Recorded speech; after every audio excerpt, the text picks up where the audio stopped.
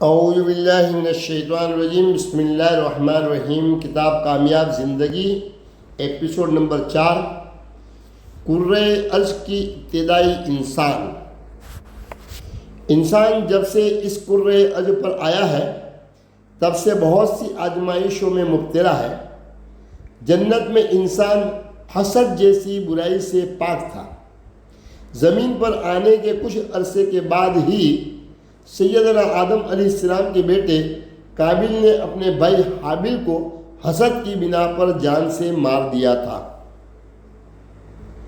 اس نے اپنی خواہش کے مطابق اپنے بھائی پر اپنی مرضی مسلط کرنے کی کوشش کی اور اس میں ناکامی کے بعد غصے میں آ کر بھائی کو قتل کر دیا۔ تب سے لڑائی جھگڑوں اور جنگوں کا ایک ختم نہ ہونے والا سلسلہ شروع ہو گیا۔ دنیا کا سب سے بڑا مسئلہ دوسروں کو اپنی مرضی سے جینے کا حق دینے کے بجائے انسان کا دوسروں پہ اپنی مرضی مسلط کرنے کی کوشش میں لگے رہنا ہے۔ چھوٹے بڑے گھریلو جھگڑوں سے لے کر قومی سطح کی دشمنیوں اور عالمی جنگوں تک کے پیچھے بھی یہی سبب کار فرما ہے۔ انسان اپنی مرضی مسلط نہ کر پانے کی صورت میں غصہ کرتا ہے اور اس غصے میں اپنے ساتھ ساتھ دوسروں کی زندگی کو بھی اجیرن بنا کر رکھ دیتا ہے۔ زندگی شروع دن سے نیکی اور بدی کی جنگ ہے، جو پہلے انسان سیدنا آدم علیہ السلام کی پیدائش کے موقع پر شروع ہوئی اور قیامت کے انعقاد تک مختلف روپ بدل بدل کر جاری رہے گی۔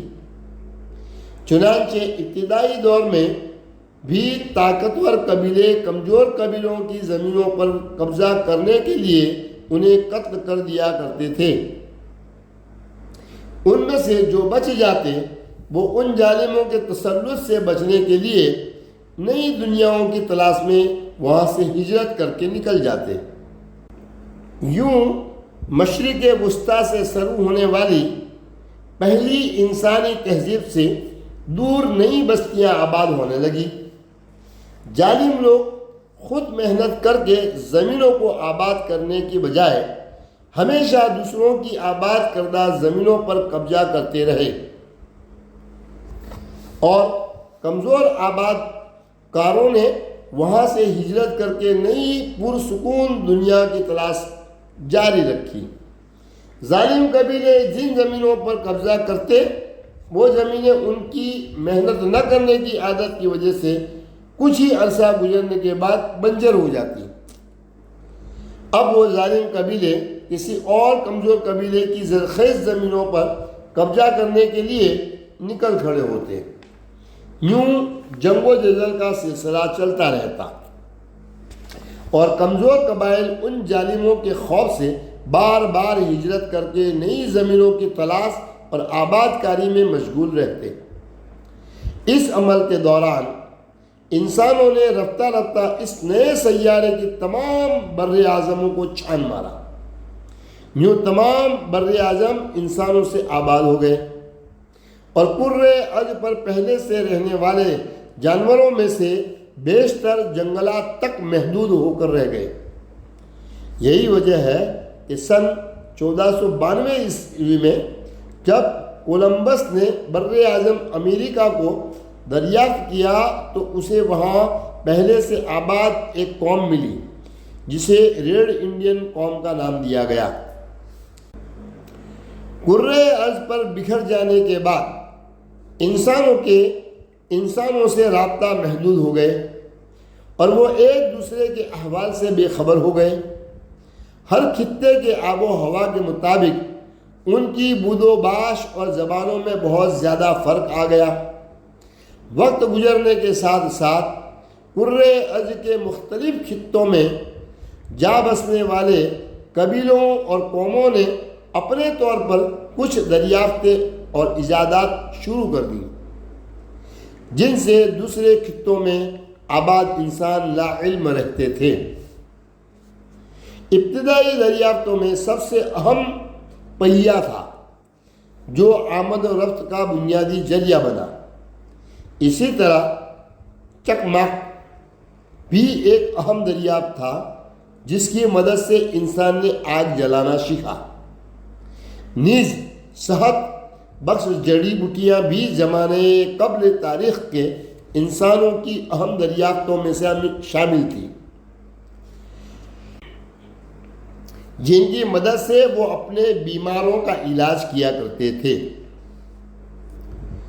کشتی قدیم انسان کی سب سے اہم ایجاد ہے، جسے حضرت نوح علیہ السلام نے بنایا تھا۔ قدیم انسان کو سونا، چاندی اور قیمتی پتھر اکٹھے کرنے کا بہت شوق تھا، جنہیں آج بھی قیمتی مانا جاتا ہے۔ ابتدائی زمانے میں کرۂ ارض پر شہر اور ملک نہیں ہوا کرتے تھے۔ بلند و بالا عمارات اور سڑکوں کا کوئی وجود نہیں تھا۔ لوگ جنگلوں اور غاروں میں رہتے اور جنگلی جانوروں سے بچنے کے لیے آگ اور پتھر وغیرہ استعمال کیا کرتے تھے۔ آج 21ویں صدی میں ہم جو ایجادات دیکھتے ہیں یہ ہمیشہ سے یوں ہی موجود نہیں تھی۔ آج سے کم و بیش 2000 سال پہلے یونان علوم و فنون کا مرکز بنا، مگر یونانیوں کا سارا فوکس سائنس کے بجائے فلسفے پر تھا۔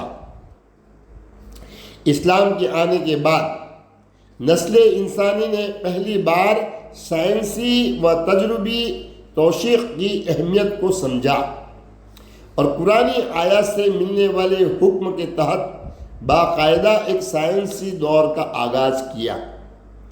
مسلمانوں نے اپنے سائنسی عروج کے زمانے میں انسانیت کو ایسی بہت سی ایجادات سے روشناس کروایا جن میں سے کچھ آج 21ویں صدی میں بھی ہمارے استعمال میں ہے۔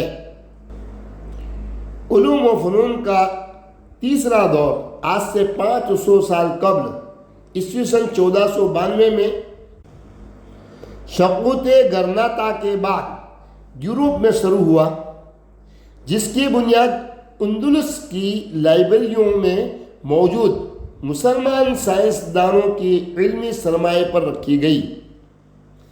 پچھلی صدی میں انسان نے پیٹرولیم سمیت زمین میں دفن بہت سے خزانے کھوج نکالے، جانوروں کی بجائے